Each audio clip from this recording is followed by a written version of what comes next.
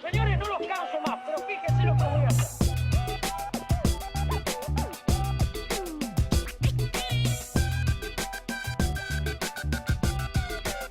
Montevideo se enciende, entre verde y cemento, la fauna se revuelve, historias cotidianas en un puzzle diferente, hablando la gente se entiende.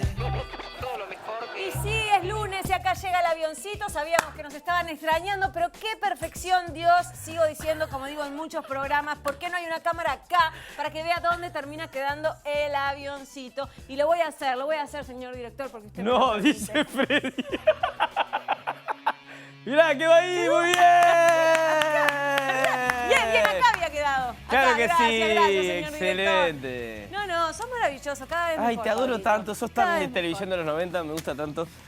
Fuera de cámara, lo que me encanta. Bienvenidos y bienvenidas a este hermoso programa que hemos dado de llamar Mirá Montevideo, ya en su cuarta temporada. Y no es menor que este programa sea un oasis cultural en el dial de la televisión, como decimos siempre. Bueno, Me gustó lo del oasis cultural me fascina esa te definición encanta. que has dado. Bueno, tenemos un programa como siempre hermoso, con contenidos interesantísimos. Y bueno, vieron que seguimos en las vacaciones de julio. Sí. Algunas ya terminaron, pero otros continúan. Y sigue, por suerte, el gato Renato, que los vamos a tener acá en el programa. claro que sí, mirá, y tengo ya con libro, con tutti, todo el paquete. Los monstruos tienen miedo. Exactamente.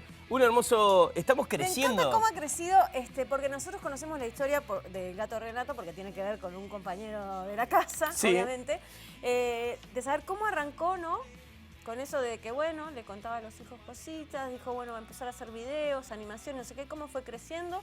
Ahora todas las vacaciones de julio tenemos espectáculo nuevo. Total, y como con decíamos, de ir gran banda, gran. y ir creciendo Y con el tenemos personaje. libros también. El gato Renato está creciendo también. Está adoptando otra manera de comunicarse, de presentarse en escena, siempre acompañado de los ratones, claramente. Pero este es un show que ha crecido muchísimo, tiene una pata muy fuerte en lo audiovisual, como de su génesis de alguna manera Sin también. duda. Siempre con unas animaciones que para lo que había en la vuelta decíamos, che, hey, es como muy llamativo, ¿no? Llamativo de lindo, de ponderar, de un trabajo con mucho cariño y con mucha Que técnica desde acá a puesta. veces no se hacía tanto, digamos, sí, tan que- específicamente. Exacto, y mismo hasta el gato Renato, después, bueno, con Martín ya nos ha contado, pero todo lo que lleva su traje, su disfraz, hay mucho laburo atrás, un disfraz que se mandó a hacer en otra parte del mundo también.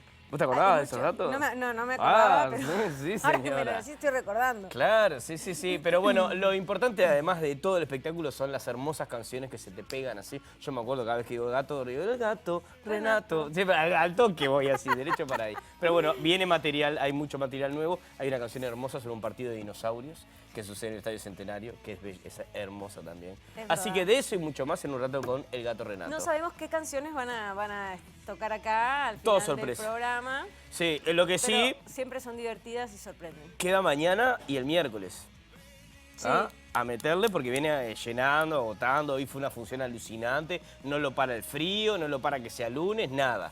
Hoy agotado, así que métanle porque se van. A seguir y a seguir. Y bueno, y después vamos a estar conversando con Leandro Delgado, que es escritor, investigador, docente, que se publicó 2 obras que ya fueron editadas, pero que no habían sido editadas juntas, habían sido editadas separadas, pero además que están actualizadas. Estamos hablando de Alerta Naranja, que les deje quieto el libro, perdón. Ella trabajaba en la televisión desde ayer. Este libro que se mueve Alerta Naranja, sí, como decime. que se mueve como los personajes que lo integran, como la prosa. Total. Uno cabalga en la narración de una manera. Sin duda, y aparte te lleva por unos lugares inesperados. Total. Porque va para un lado y de repente empieza a hacer una recorrida por Montevideo. Me gusta porque hay una parte de Montevideo que está como muy presente. Sí. Y empieza a hacer esa recorrida por ahí y empiezan a aparecer cosas fantásticas que no hay en esta ciudad. Exacto. Por ejemplo, cierto tipo de animales que no se encuentran más que en un zoológico. Está bien que lo pongamos dentro de una casilla, más allá de que es medio difícil. Esto que me acuerdo como cuando uno iba a buscar los discos y encontrabas bandas que decías, bueno, no sé si está en este género, pero lo pongo para poner un marco, sí, es una historia fantástica, donde también se mete una Son dos distopía. historias fantásticas, Son dos en historias realidad. fantásticas. Pero está el humor también metido en el diome, de alguna manera. Hay algunos, para mí, hubiera algunos planteos filosóficos que se van escurriendo. Y después, como músico, como te decía, hay un ritmo. Hay una cadencia, hay un ritmo en la lectura que te va llevando y te van dando ganas de seguir leyendo permanente sin tener que a veces volver para atrás. Viste que a veces uno se detiene en la lectura y vuelve para atrás a ver qué estuvo leyendo. Claro, ¿y de dónde viene esto? ¿De dónde viene? No, acá está bueno como de ir deslizándose ahí, como por momentos el personaje se va deslizando por la ciudad. Pero estamos hablando sobre todo de Elecciones Internas, que es una de las novelas que está dentro de este libro, pero también está Alerta Naranja actualizada, que es buenísimo porque hay como una mezcla de unos personajes históricos de nuestro país Sí. muy conocidos, pero a la vez capaz que a través de esos personajes también habla el autor. Vamos a preguntarle a Leandro Delgado si es así. Así que bueno, vamos a estar conversando sobre Alerta Elecciones. ¿Qué se piensan? ¿Qué sobre las elecciones? No tanto. No, increíble. Bueno, por esto vamos a estar hablando de la gente que escribe ciencia ficción también, ¿no? Dale tiempo a la ciencia ficción nomás, para que Es sea verdad. realidad. Tenemos una obra también que no tenemos a Lucila acá para presentarlo, pero nos hizo un hermoso tape para que veamos sobre esta obra llamada Sin Motivo Aparente. Exactamente, Muerte en el Café Gijón es una adaptación de Magdalena Long, que es aparte una maravillosa actriz, y es una adaptación del libro de Rubén Loza Aguerrevere. Ella ya desde 2012 tenía ganas de hacer esta obra. Y bueno, es un policial misterioso que aparentemente te deja con las ganas de saber Sí. quién es el asesino. Con la dirección de Emiliano Duarte, también con muchos actores y actrices en escena. Lo hablaba con el Emi, que no es tan común la cantidad de actores. Y decímelo Porque vos. hay muchos sospechosos. Es mucho sospechoso. ¿Y la temática es en algo esta obra. que cada tanto sale esta temática en el teatro o no tanto? No, y de hecho lo explican en la nota, que el género así policial o de misterio no es tan común, por lo menos acá en el Sospechaba. teatro uruguayo. Entonces, pero vamos a ver qué dicen entonces Magdalena Long y Fede Longo. Me encanta, lo vemos.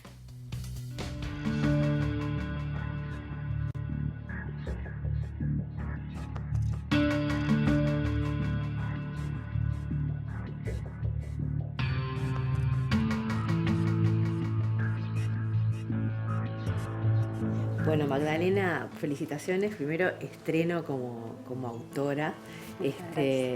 Contame un poco qué te llevó a querer versionar para teatro este libro de este autor uruguayo. Fue en realidad todo empezó con mi madre, que un día me dijo, tenés que leer esta novela de Rubén Loza Aguerrevere.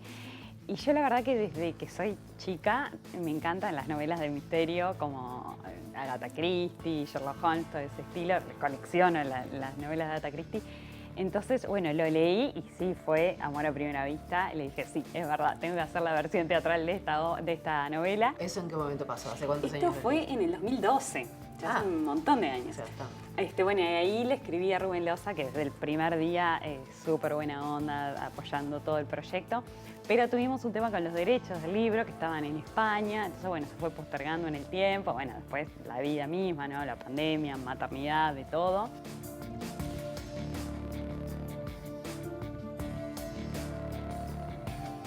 ¿Cómo llegas vos a formar parte del equipo de esta obra? Bueno, Emiliano Duarte, que es el director, y Magdalena Long, que ya la escucharon, que es la autora, me convocaron en este afán de trabajar entre amigos, en un equipo donde somos todos amigos y actores que ya hemos trabajado algunos con otros. Y en esta obra que cuando la leí quedé maravillado. Empecé a escribirles, pero ¿quién fue? ¿Quién fue finalmente? ¿Quién lo mató? Pero empecé a hacerles preguntas y ellos no me daban una respuesta porque la idea justamente es que la gente salga con un análisis, y es lo que nos pasa en las funciones, que la gente sale como pensando y no tienen como una posición clara hasta que incluso las funciones que hemos hecho nos vamos a ir a debatir, porque no siempre todo el mundo tiene la misma postura. Y eso es mágico para hacerlo como dramaturgo y sobre todo en su primera obra, ¿no? Que no en vano ganó el primer premio de literatura. Parte de lo que tiene interesante esta obra, que hay un muerto, ¿no? Sin un motivo aparente, por eso el nombre, ¿no? Sin motivo aparente o sin un móvil.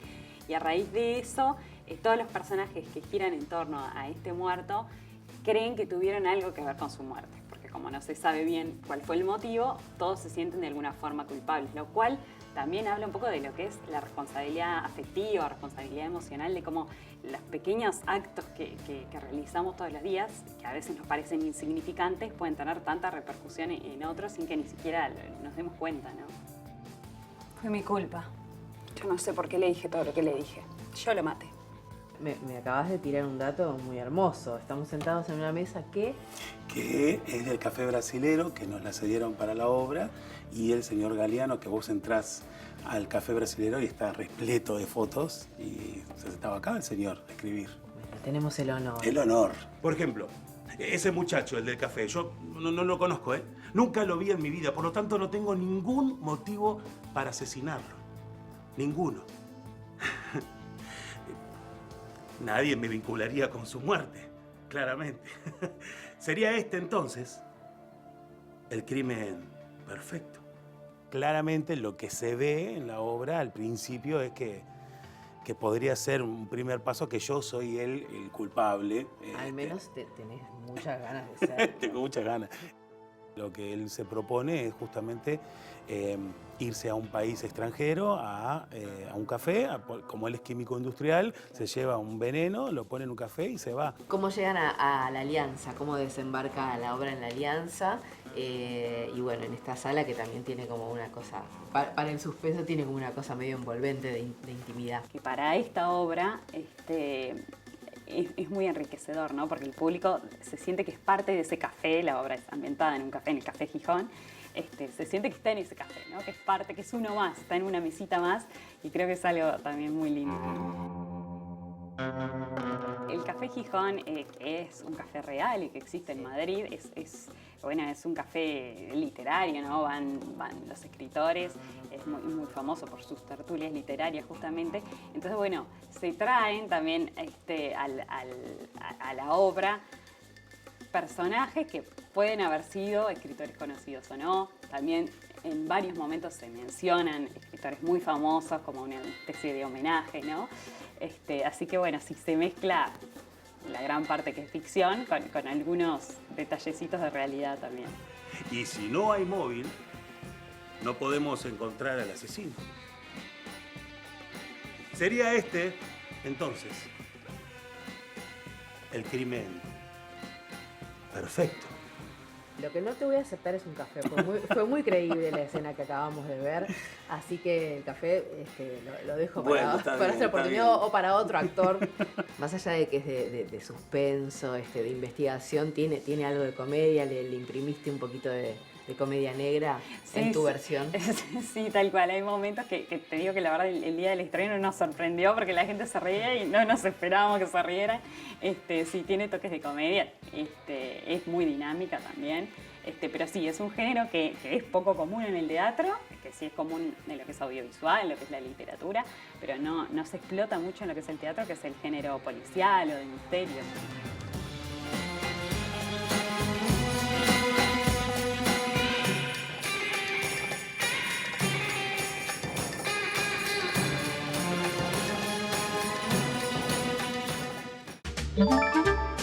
Presentó FENAPES.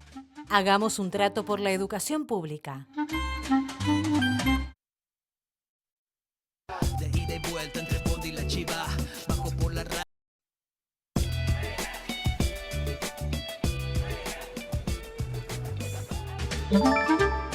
Presenta FENAPES. Hagamos un trato por la educación pública.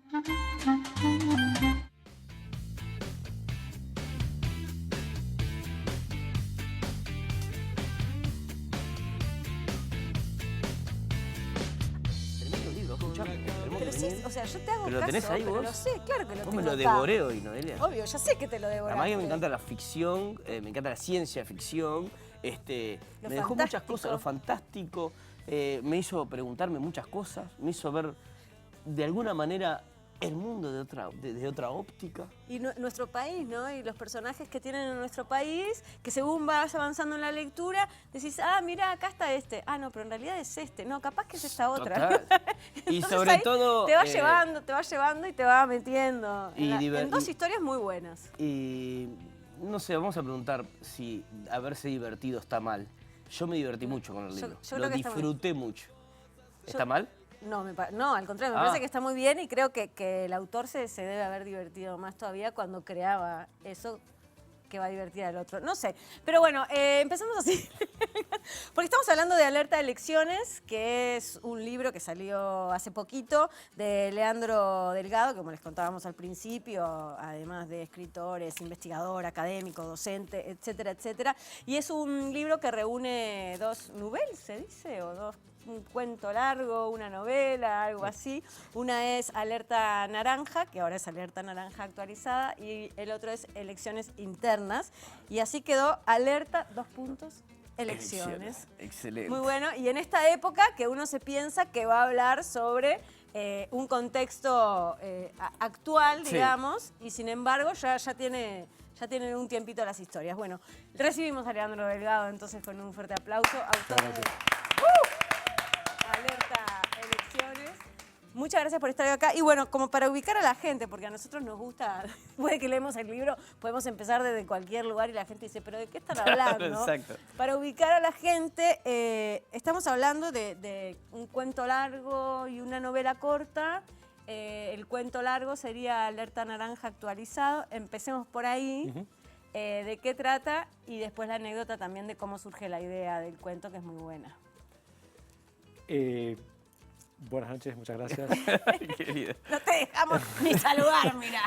Es un cuento corto y es una novela breve que están juntas, que fueron escritas en distintos momentos hace unos años ya. Y el cuento es un cuento... los dos son fantásticos, pertenecen al género fantástico, es decir, pasan acontecimientos porque sí, digamos, no hay ninguna explicación de por qué suceden las cosas, simplemente suceden. Y el primero es un encuentro con un fantasma, en realidad es un encuentro con un fantasma. Josecito Herrera y Hobbes. Josecito se Herrera llama y Hobbes, el fantasma. Que es es el fantasma de Josecito Herrera y Hobbes, que viene a visitar al narrador, digamos, que es un editor que ha estado editando trabajos de Josecito. Y entonces piensa el editor que viene a recriminar algunas cuestiones que hizo en su trabajo de edición, pero no es tan así. Al final empieza un diálogo ahí distinto, ¿no? Me preguntabas cómo había surgido eso, y en realidad eso surge a partir de un trabajo, de una transcripción de los manuscritos a una versión actualizada de Clásicos Uruguayos, que salió, no me acuerdo hace cuánto ya, pero más de unos 10 años o más, no, más de 10 años, donde tenés que transcribir de los originales, digamos, cotejar que la transcripción nueva corresponda con los originales. Ese es tu trabajo real como editor. Sí, sí, ese es lo que se llama el cuidado de la edición. En realidad la selección de textos no la había hecho yo, pero tenía que ir viendo que correspondiera con el original, y es un trabajo que me llevó 2 años más o menos. No, tenés que ir letra palabra por palabra, y me ayudaba un amigo, Juan Martín Castellonese, y entonces en un momento de desesperación, porque no sabía si esa palabra era o no era la que tenía que ser, además no puedes equivocarte, eran además los manuscritos de Julio de Reisig, ¿no? La prosa de Julio de Reisig. Y entonces ahí mi amigo me dijo, en ese momento de desesperación, me dijo, mira si de noche te tocan la puerta y es Julio de Reisig que te viene a decir que te equivocaste. Y ahí dije, acá está el cuento. Y ahí salió la lamparita. Ahí salió la primera versión. Tanta tortura de eso, ¿viste? Salió algo Sí, bueno. salió algo bueno, sí. Sí. Eso tiene que ver con que tu compañero conoce tu personalidad y sabía que te podía generar cierta, no sé si es temor, pero neurosis, como, ay, ¿qué pasa? Sí, como que apuntó ahí. Sí, porque mi neurosis es intensa. Es intensa. Sí, con el trabajo también, ¿no? O claro. Más, quizás que...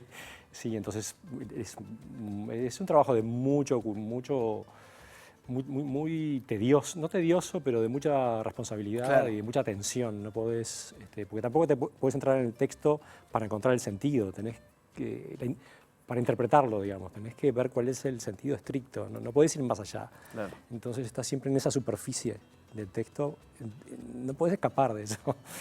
Y en esa desesperación, bueno, salió este cuento.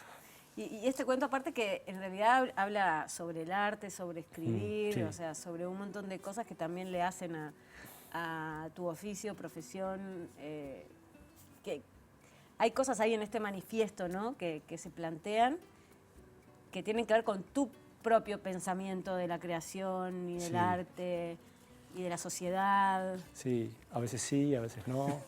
Pero sí, ¿Cómo es? mayormente sí. Es un manifiesto un poco delirante también, pero es una forma de hablar del arte. Porque era de una época también, ¿no? Lo de Sí. escribir manifiesto. Sí, es bien de principios de siglo hasta las vanguardias, ¿no? Es bien es un género de las vanguardias, donde estaba el manifiesto futurista, el surrealista, y yo lo mezclo con ideas sobre lo que podría ser el arte contemporáneo, porque tampoco iba a ser un manifiesto moderno ahora. Claro. Entonces lo mezclo eso con lo que podría ser un manifiesto hoy, si es que es posible hacer hoy un manifiesto artístico, ¿no?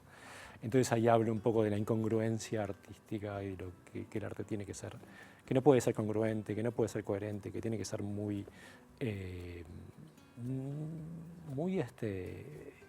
¿cómo decirlo? Improbable, no sé. Acá tenés una frase que en parte del manifiesto dice: quien no sirve al arte sin esperar nada no es artista. Sí, y eso me lo refriegan por la cara todo el tiempo. Estaba anotada, viste, ahí. Estaba anotado. para que- Yo creo que hay una cuestión de entrega, ¿no? Obviamente que después tenés que vivir de algo. Y sobre todo si te dedicas al arte, se supone que tenés que vivir de eso. Pero hay una instancia que creo que es un poco previa, que es, bueno, me toca hacer esto, si puedo hacerlo, me tengo que entregar a esto. Claro. Ya está, Total. perdiste. Tengo una teoría de elecciones internas, ¿tá? Que la voy a tirar, que es...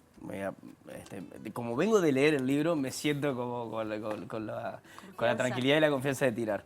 Me da como de estas cosas que estás charlando, como si fuera un chiste o algo, decís elecciones internas, y esas dos palabras en un momento se dan vuelta y generan un mundo que es...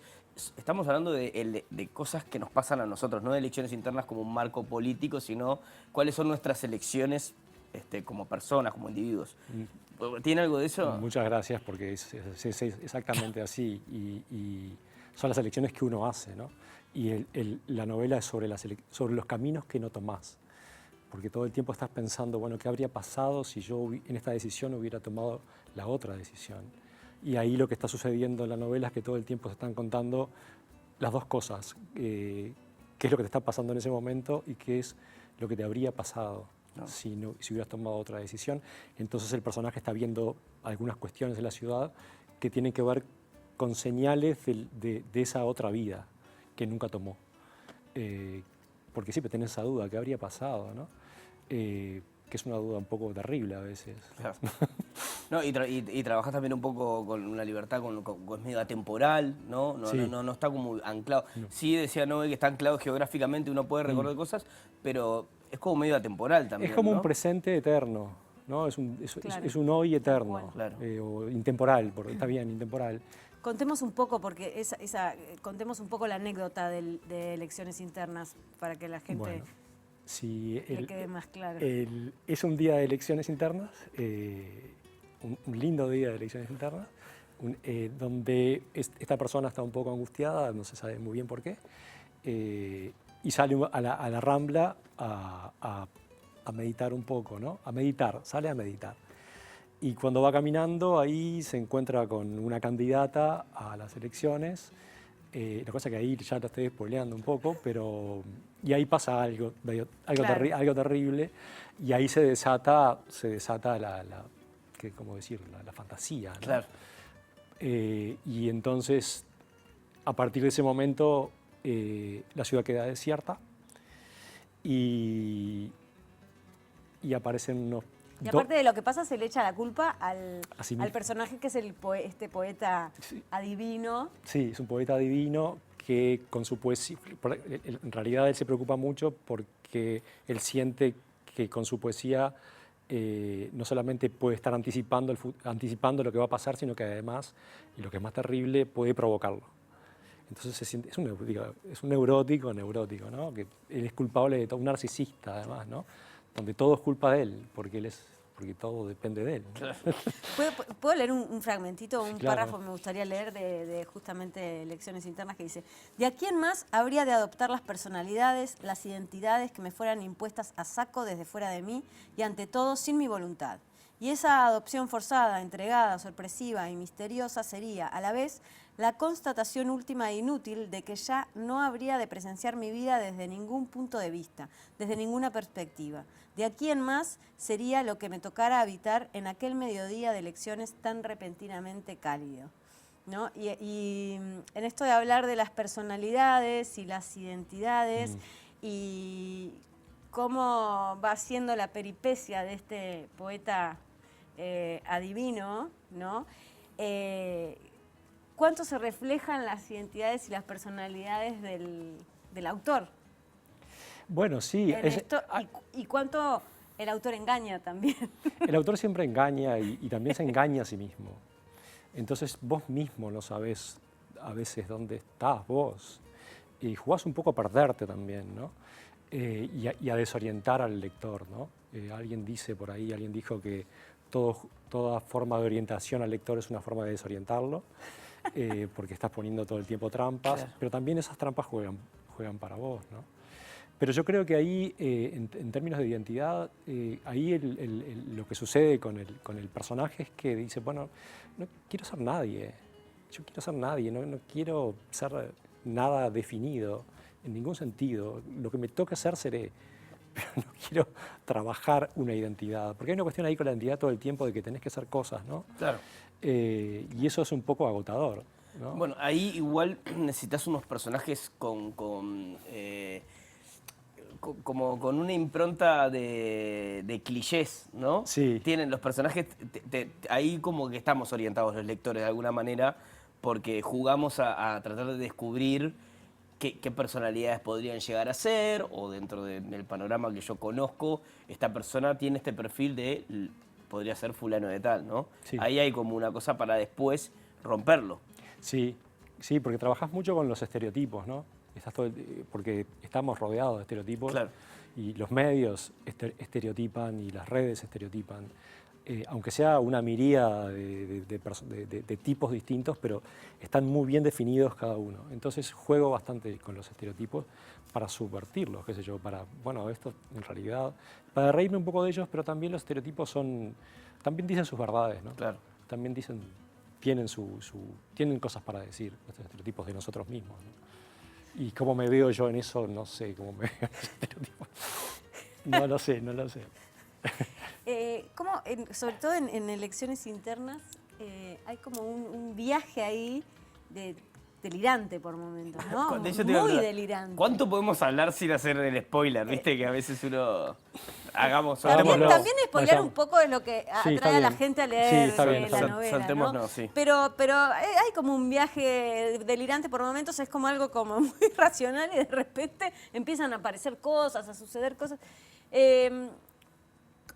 ¿Cómo es claro, ¿qué pasa en esa cabeza? Bueno, a mí me pasaba que la parte de animales, mira, a la parte de animales, a mí me pasaba que yo lo veía así. Escribiste la historia y necesitaba en el momento separadores. Mirá, que aquí la pregunta viene, ¿escribís lineal, o sea, escribís la historia de forma lineal o escribís lo grueso y después van apareciendo los monos, los lobos marinos? La escribí de manera lineal, de principio a fin, menos el momento de los monos, que lo escribí después y lo inserté. Bien. ¿Todos los momentos de los monos? No, el momento en que el de los plátanos y el de los plátanos, que es todo un capítulo, digamos, que se llama La Gran Tarde. El de Juan Carlos. El de Juan Carlos. Claro. Exacto. El de ¿Y Juan es como Carlos. una metáfora de la gente que habita esos lugares o no? Por momentos me pareció, pero viste que el lector... Lo que pasa es que, no, pero sí hay una cuestión ahí de bueno, con un mono siempre te identificás. Es imposible no identificarte con un mono, porque se parecen a nosotros. Estás todo el tiempo viendo a ver en qué te pareces y en qué no te pareces, y sí, es re humano, y de repente es otra cosa que no es. El humor, tienen humor. Tienen humor, tienen humor, sí. Y en realidad lo puse, dudé en ponerlo o no, en realidad esa parte en particular es como que no tiene nada que ver con el resto. Pero ahí me inspiré un poco en Lynch, en David Lynch, Sí, claro. que tiene, él habla en la estructura de las películas, él habla de lo que él llama el ojo de pato, que es una escena en la película particular que no tiene ninguna conexión con el resto de la película y la película sigue y eso no tiene nada que ver. Que pues, en general es un accidente, en medio de la carretera o algo. Y dice que el vínculo entre eso y el resto de la película es como si fuera el dibujo de un pato y el ojo, y ese ojo en realidad no tiene ningún vínculo con la línea del cuerpo, y que ese vínculo entre ese ojo y esa línea es puramente subjetivo e irracional. No tengo mucho más para decir que eso. Total, pero explica es bastante. así, pero claro, explica bastante. Pero quiero decir, es eso, que ese vínculo es afectivo de algún modo, es afectivo, opera afectivamente de alguna forma. ¿Cómo te topás con estos escritos que ya tienen unos años, ¿no? El de Alerta Naranja. Tiene el Alerta Naranja, los dos, y Elecciones también lo escribiste. Perdón, sí. Los dos, ¿no? Digo, es como, viste, cuando, no sé, los músicos graban un disco y al tiempo lo vuelven a escuchar, y a veces, sí, pero estoy para hacer otra cosa. ¿En qué punto estás como escritor con tu prosa? Digo, porque yo te escuché decir en un momento que cuando terminaste esto de escribir hace unos años atrás, dijiste, no voy a seguir escribiendo de esta manera, exacto, quiero escribir de otra manera. Sí. Tenés que decir eso para que te pase algo y tengas que desdecirte de lo que dijiste. Pero en realidad, cuando terminé eso, dije, basta con esto, hagamos algo más concreto. Entonces ahí sale luego una novela que se llama El Fuego Verde, que es lo último que escribí, que tiene un par de años. Se publicó el año pasado. Pero en realidad yo lo que estoy haciendo todo el tiempo y trabajo, me doy cuenta que, recién ahora me estoy dando cuenta de que trabajo así, que es tomar textos viejos y transformarlos y hacer otra cosa más grande o otra cosa. Y en realidad Alerta Naranja tiene una versión anterior de un cuento breve y salió un volumen de cuentos en septiembre que se llama Inhumanes, que también está hecho así, a partir de cuentos muy breves que yo los expandí, pues eran ideas muy buenas que era una lástima dejarlas como ideas. Ahí allí pero eso te das cuenta después. Te das cuenta después de eso, cuando lo mirás para atrás y dices, para acá, esto es para llevarlo más, ¿no? Clarísimo. Y hay que aceptarse también, como uno escribe. ¿No? Sí, yo nomás sé, digo, estás peleando todo el tiempo contigo también, ¿no? Y te estás encontrando todo el tiempo. Mirá esto, lo que dije acá, como cuando no te reconoces, sobre todo cuando no te reconoces. En realidad yo escribo un poco para no reconocerme. No quiero reconocerme yo ahí, quiero ser algo bien distinto a mí, como un personaje que no tiene nada que ver conmigo. Es ahí donde yo me siento más cómodo. Como si fueras un actor que tenés que hacer un personaje que no tiene nada que ver contigo. Sí, sí. Eso es lo que me gusta eso. Está genial. Bueno, Leandro, se nos va el tiempo, qué pena, Pero tremenda belleza, la verdad, divino, lo volvemos a decir, un libro que es para subirse, cabalgar y disfrutarlo todas las páginas. Totalmente. Felicitaciones. Muchísimas gracias. Y seguir hasta el final. Muchas gracias, a ustedes. por haber estado hoy acá. Un placer y bueno, Alerta Elecciones. Y nosotros nos vamos a una pausa porque después ahora pasamos de la literatura a la música. Claro que sí. A los otros tipos, no a los monos, a los gatos. Y a los ratones, claro. Gato Renato in the house. Volvemos ahora en 3 minutitos.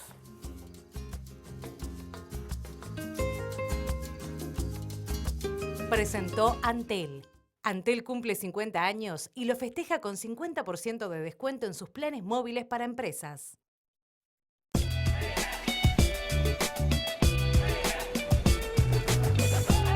Más resilientes que nunca, usando tapabocas y cuidando las juntas en la plaza, pega el sol divino y el sonido. Presenta Antel. Antel cumple 50 años y lo festeja con 50% de descuento en sus planes móviles para empresas. Y sí, lo habíamos anunciado, lo tenemos acá. No solo tenemos el libro, uno de los libros del gato Renato, sino que también tenemos al gato Renato y a sus ratones. ¿Por qué? Porque están haciendo el espectáculo Historias en la sala Hugo Balso del Sodre y quedan dos fechas. Queda mañana y pasado. Así que por favor, atención, atención, no se lo vayan a perder. Y acá tienen un poquito de lo que pasa en este espectáculo Historias. Adelante. Buenas tardes, buenas noches. Nos vamos a un partido de dinosaurios. A ver esas palmas, ¿eh? Un día en el estadio llegan los dinosaurios y nadie se los va a perder. Su primo el cocodrilo es el juez del partido porque nadie lo va a comer.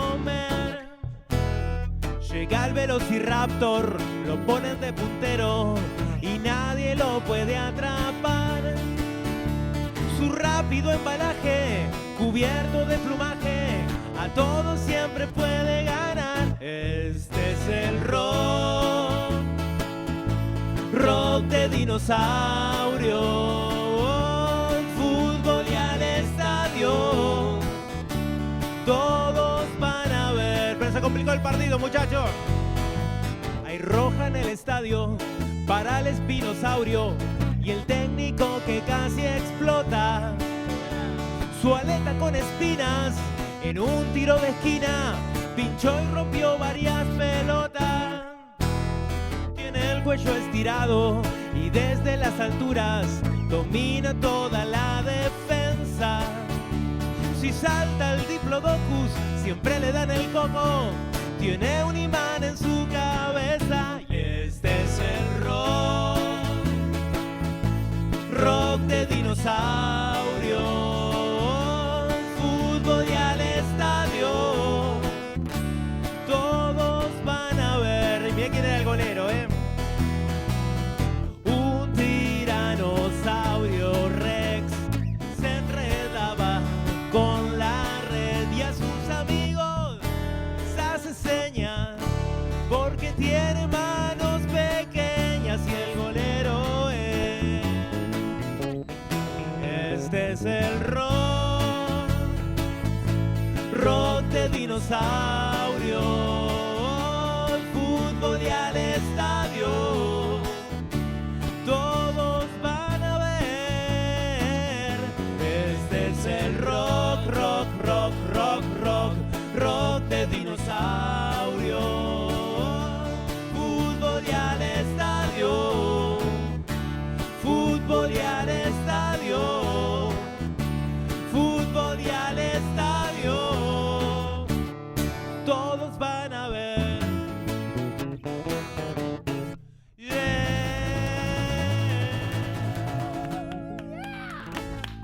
Muchas gracias. Buenas. ¿Cómo andan? Muchas gracias. Me encanta tenerlos todos los años por acá. A nosotros nos encanta que nos reciba, está buenísimo. Estamos Por disfrutando favor. mucho. Bueno, ya vienen haciendo funciones desde el sábado. Arrancamos el sábado por San José, en el Teatro Mació, que estuvo precioso. Siempre la veces que nos invitan y que podemos recorrer también las salas del interior está buenísimo. Y bueno, arrancamos el domingo con la serie de funciones del nuevo show de Renato que se llama Historias, donde Renato con su amigo micrófono, él está haciendo alguna competencia televisiva también, tiene distintos micros televisivos, donde va contando parte de su vida, de su historia. Por ejemplo, cómo estuvo presente, cómo está practicando para ser técnico de un equipo de dinosaurios y aparece esta canción que relata un poco lo que pasa en el campeonato de la Liga Uruguaya de Dinosaurios. Pero entre otras cosas, ¿no? Cómo viajó al espacio, cómo participa en este caso de la Oficina de Medias Perdidas, donde bueno, van a declarar justamente las hermanas extraviadas, entre otras cosas. Excelente. Claro, porque el gato Renato, que tiene unos años, viene creciendo con todos nosotros también, ¿no? Y vienen creciendo sus intereses, sus temáticas, va cambiando la historia. Totalmente. Sí, lo que se persigue siempre es buscar un trasfondo educativo, que tengan contenido y sin subestimar a lo que es el público infantil, que además es un público muy difícil porque es muy espontáneo. Si no le gusta, si se está aburriendo, te lo demuestra instantáneamente, no lo disimula. Y siempre nos interesó eso, tener un trasfondo pensado, con contenido, que deje algo, además del humor, y todos los años sumándole el plus de algo nuevo, títeres, videos, cromas, pantalla, intercambio. Eso le da otro contenido. ¿Y este año qué se suma? Bueno, justamente sumamos esta pata de los intermedios, que son dos títeres, Renato en un formato títere y micrófono, que es su partener, su compañero, que lo va entrevistando en distintos momentos de la vida de Renato, que son los disparadores de cada una de las historias que desembocan en una de las canciones. O sea, Gato Renato es un show musical, pero que en este caso tiene elementos como son las pantallas animadas, donde van los distintos videoclips que nosotros tocamos sincronizados, y luego estos intermedios visuales, donde, bueno, en formato títere aparece también Renato y micrófono contando las historias. Perfecto. Además de esos clips que aparecen en escena cuando están las canciones, tenemos pantalla, tenemos todo interactivo. Claro, porque en realidad Renato arranca básicamente como un proyecto musical, canciones, que empezamos a subir animadas, con videos animados en YouTube. Y bueno, son lo que seguimos editando y los que acompañan cada una de las canciones. Nosotros tocamos y bueno, aparecen los dinosaurios sincronizados y con la letra para que puedan seguirlo. Bueno, tiene ese plus de animación, y lo otro es un croma de títeres, los intermedios que van relatando las historias. Pero están también los personajes en vivo, Gato Renato en vivo, los ratones, la banda en vivo tocando, con este tipo de animaciones y videos detrás. Claro.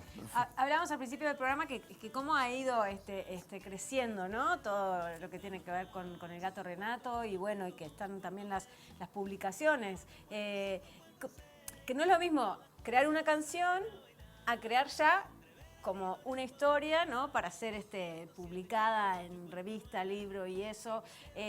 ¿Surgen de las canciones en sí y las alargan, o son otras historias que les gustan y que no aparecen en canciones? Tiene la particularidad que los dos libros editados, el año pasado El misterio de las medias y ahora Los monstruos tienen miedo, tienen su pata musical también porque tienen su canción. Quizás el de las medias son como dos historias dentro de todo paralelas y parecidas, que tienen que ver qué pasa con esas medias, a dónde se van, y la investigación de Renato manejando distintas teorías. Y ahora en el caso de Los monstruos tienen miedo, que es con la canción que vamos a cerrar, con esta... Es una especie, si bien Los dinosaurios tiene como una guiñada del homenaje al Estadio Centenario, Los monstruos tienen miedo tiene una guiñada al viejo y querido tren fantasma del Parque Rodó, el que estaba al lado de la cancha de Defensor, donde los monstruos están en conflicto, están de paro porque empiezan a manifestar sus temores. Sus propios miedos. ¿Por qué pararon? ¿Por qué cerraron? O sea, uno dice, bueno, los monstruos son los tipos que asustan, bueno, pero tienen sus miedos también y van relatando en la canción y en el propio libro los distintos miedos. Lo que pasa en el libro, que editó Penguin, que es el segundo libro de Gato Renato, que en el libro Renato resuelve esos miedos y esos misterios. O sea, es como una pata que se complementa al videoclip y a la canción. Entonces, bueno, van un poco de la mano. En la canción te contamos son los miedos, pero en el libro Renato le encuentra una vuelta para que funcione nuevamente el tren fantasma y se saque la gana de dar una vuelta en el tren. Perfecto. ¿Ya ha generado como grupetes tipo La Pesada de Renato?